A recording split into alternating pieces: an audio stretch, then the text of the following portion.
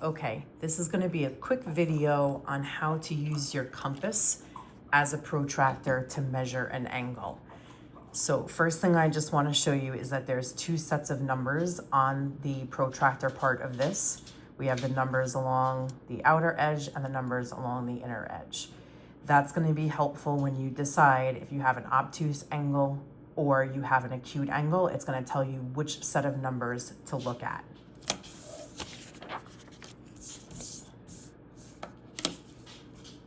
So when we look at this first example, okay, when you're trying to measure your angle, you're putting the center point of that fixed point that we usually use for our constructions right on the vertex of your angle.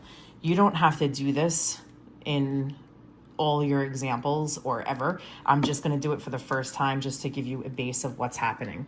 So you can extend that line so that when you put that point on the vertex, you want the ends to be on each side of that line. Again, if you can see it without extending the line, you don't have to extend that line at all. Okay, so the first thing that we're going to do is decide, is this an obtuse angle or an acute angle? This angle is greater than 90, which means it's obtuse. So again, I'm putting that fixed point on the vertex. And now that I know that it's obtuse, it has to be greater than 90. So the numbers that are going to be greater than 90, if you look, that's my dog. She wants to play. The numbers out here are the numbers that are less than 90 in reference to that angle, and the numbers on the bottom are the ones that are greater than 90. So we're going to use that bottom set of numbers. So the number that's most closely associated with, I know it's hard to see, but when I move it, it should be 120. Okay, and then we're going to do the same thing with our second one. Again, that's an obtuse angle. And this time when I place the vertex of that angle, the vertex of the compass, sorry, on the angle, and again, I line it up, I need my numbers that are bigger than 90. So the numbers that are bigger than 90 in this case are going to be the top set here, not the bottom set this time. So again, that's going to be the number that's most closely associated with. That's going to be 105. Okay, and then our next one, again, that next one is bigger than 90.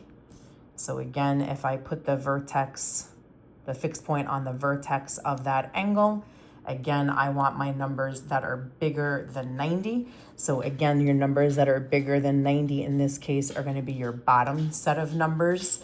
And again, I know this is hard to see, but each one of your hash marks on that compass that doesn't have a number next to it is worth 5. Okay, so 5 degrees. So this one is a little bit more than 90.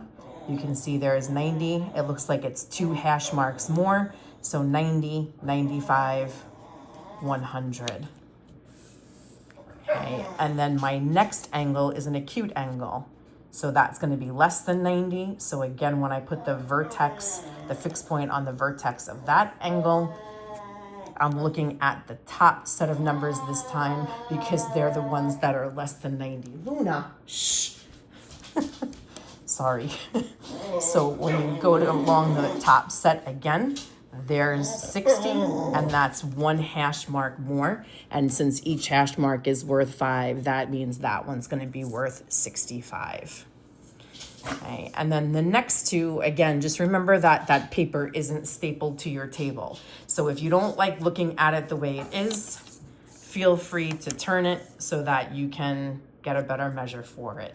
Again, fixed point is going on that vertex. It's an acute angle. Okay, so this time we're using the top set of numbers because these are the numbers this time that are less than 90. And again, you can see, if I put it on there better, you can see that it crosses right about there, which is the number 40 this time. So that angle is going to be worth 40.